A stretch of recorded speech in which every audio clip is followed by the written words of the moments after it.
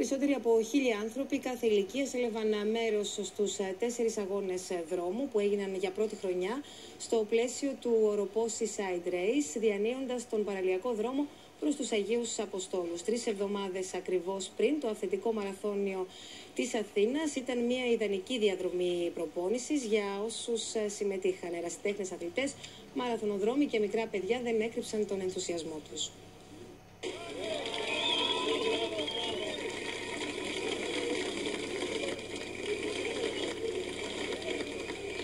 Τρέξω από το 98. Από το 98. Δεν ξέρω τώρα τι τερμάτισα, μες στη δεκάδα είναι. Η διαδρομή ήταν καταπληκτική, υπέροχη, θέα, ομορφιά, τοπίο, τα πάντα.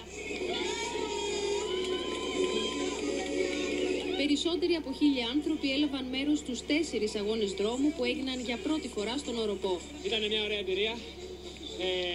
Το καιρός ήταν πολύ καλός. Το θέμα ήταν ότι είχε λίγο παραπάνω υγρασία που μας δυσκόλευε στις αναπνοές ώστε να μπορέσουμε να κάνουμε ένα ωραίο αγώνα. Ήταν δύσκολες συνθήκες, είχε υγρασία πολύ, ήταν βρεγμένη, ήταν δύσκολο, γι' αυτό δεν βγήκε και καλός χρόνος. Πόσο χρόνο? Εγώ έπιασα 17-37. Πόσο ήθελες? Κάτω από 17. Ερασιτέχνες, αθλητές, μαραθωνοδρόμοι, μικρά και μεγάλα παιδιά που φροντίζουν για την υγεία τους ήταν εκεί. Ο αγώνας είναι για όλους, μικρούς και μεγάλους. Και εμείς τρέξαμε εδώ σήμερα τα 10 χιλιόμετρα. Για την υγεία μας, για την ψυχολογική μας υγεία. Όσο μεγαλώνεις ενδιαφέρει αυτό. Ερασιτεχνικά καθαρά, ήταν πολύ ωραίο το τρέξιμο, ωραία η οργάνωση, όλα, τέλεια. Ερασιτέχνης, λάτρης του αθλήματος, ο Νίκος Κούταρης τερμάτισε πρώτος στον ημιμαραθώνιο των 21 χιλιόμετρων. Εγώ επειδή έχω ξεκινήσει από μία αθλητής, το τρέξιμό μου κυρίως είναι τρέξιμο εκτός σταδίου, μέσα στην πόλη. Τρέχω καθημερινά, αλλά τρέχω για λόγους ψυχικής υγείας, εκτόνωσης κτλ.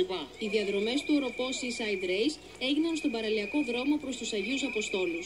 Μας βοηθάει να αναδείξουμε και εμείς τον οροπό μας, την ιστορικότητά του, τον πολιτισμό του και τις ομορφιές του οροπού. Παραθαλάσσια διαδρομή 1.000 μέτρων έτρεξαν και παιδιά δημοτικού και γυμνασίου.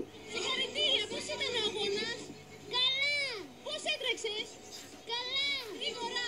Ναι! Τα πήγα χάλια, αυτό είχα να πω. Τι? Γιατί ήμουνα 28, κάπου τέτοιο. Ήμουν σε ένα γιο πρώτος, μετά έχασα την νίκη. Μ' άρεσε ο αγώνας, καλός ήτανε. Τρέχεις εσύ γενικά? Εντάξει, τρέχω, αλλά δεν θέλω να σταματάω συνεχώς. Οπότε σήμερα το πρωί ξεκίνησες και πότε σταμάτησες? Σταμάτησα όταν τερμάτισα. Πολλοί ήταν και όσοι έτρεξαν με τα παιδιά στην αγκαλιά τους. Το συστήνω σε όλους, τουλάχιστον τα 5 χιλιόμετρα είναι για όλους. Και με τα μωρά στην αγκαλιά. Και με τα μωρά. Κάναμε αγώνα. Τον έχω μάθει να με περιμένει στα τελευταία 100. Θα γελάσει κιόλας. Γεια!